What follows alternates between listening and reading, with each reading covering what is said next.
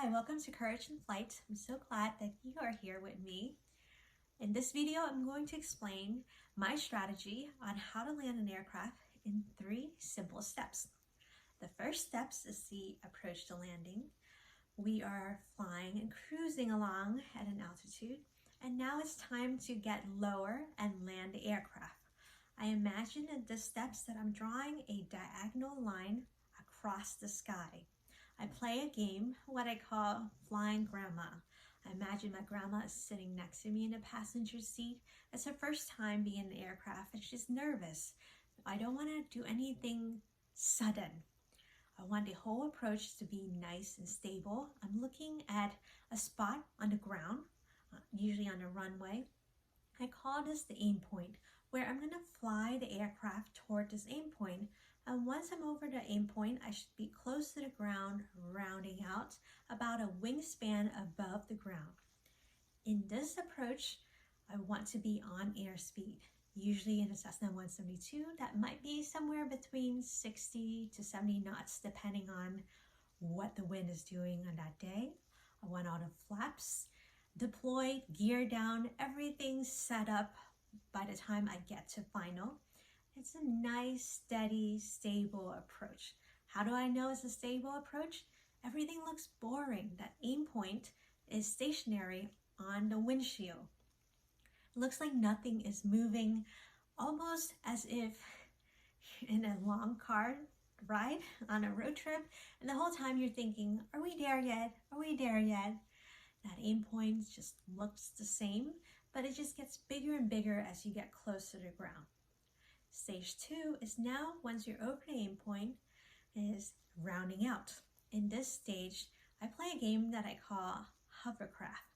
I'm hovering above the ground, staying in ground effect, about a wingspan right above the ground, allowing the aircraft to slow down.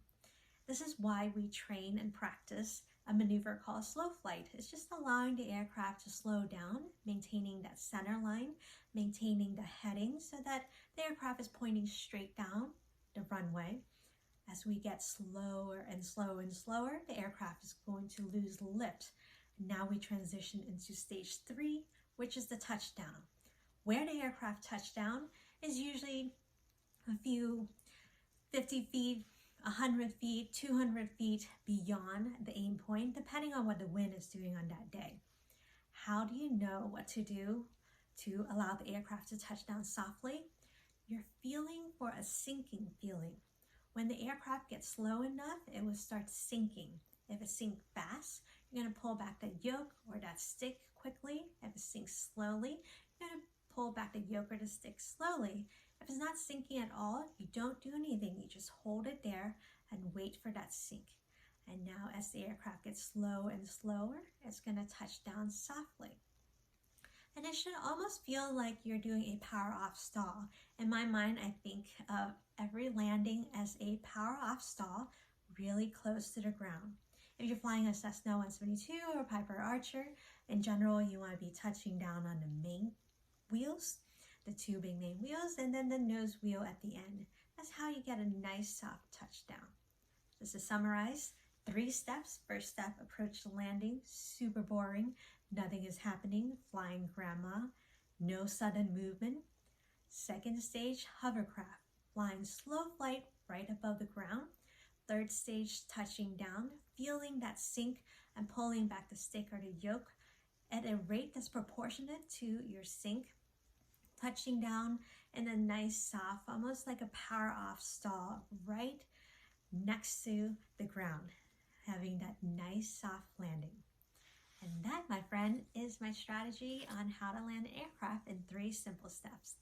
Thanks for watching. I hope you have a great day, and I'll see you on my next video. Bye.